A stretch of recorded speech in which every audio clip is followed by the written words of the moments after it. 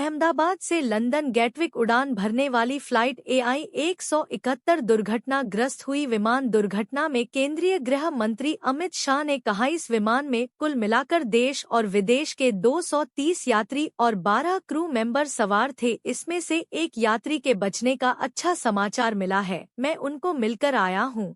मृत्यु का आंकड़ा DNA परीक्षण और यात्रियों की पहचान के बाद ही अधिकृत रूप से जारी होगा। घटना के तुरंत बाद गुजरात सरकार ने आपदा प्रबंधन की सारी इकाइयों को अलर्ट करते हुए मिलकर राहत बचाव का कार्य चालू किया। विमान में 1.25 लाख लीटर ईंधन था, जिससे तापमान इतना ऊंचा हो गया कि किसी को बचाने का मौका ही नहीं मिला। सभी यात्रियों के शव को निकालने का काम लगभग पूरा हो चुका है। जितने यात्रियों के परिजन पहुंच गए हैं, उनका DNA लेने का काम भी 2 से 3 घंटे में पूरा हो जाएगा। जिनके परिजन विदेश में हैं, उनको सूचित कर दिया गया है।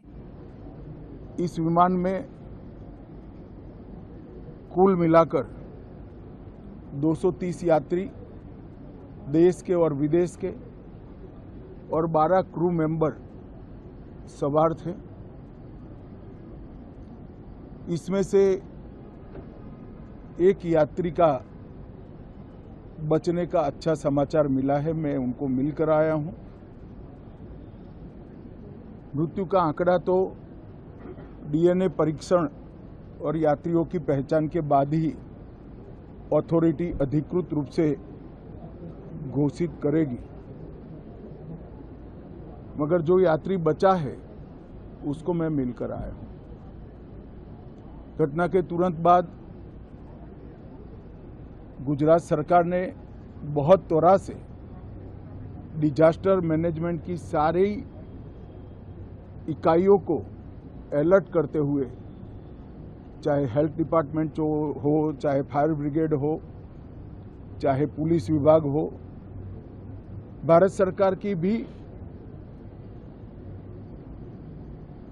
CAPF को संपर्क कर सभी ने एक साथ मिलकर राहत और बचाव का कार्य चालू किया। मगर 1.25 लाख लीटर ईंधन विमान के अंदर ही था और लगभग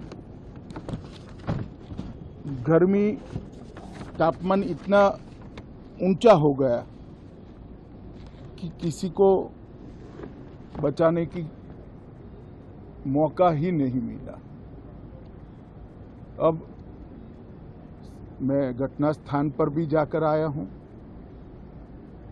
सारे यात्रियों के मृतदेह को बाहर निकालने का काम लगभग समाप्त हो चुका है।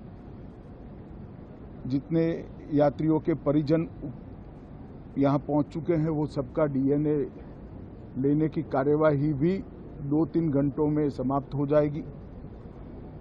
विदेश में जिनके परिजन हैं, उनको सूचना देने की कार्यवाही समाप्त हो चुकी है और जैसे ही पहुँचते हैं उनके भी DNA सैंपल लिए जाएंगे और मृतदेहों की पहचान के लिए जितने मृतदेह मिले हैं, इनके भी DNA सैंपल लेने की कार्यवाही समाप्त हो चुकी है।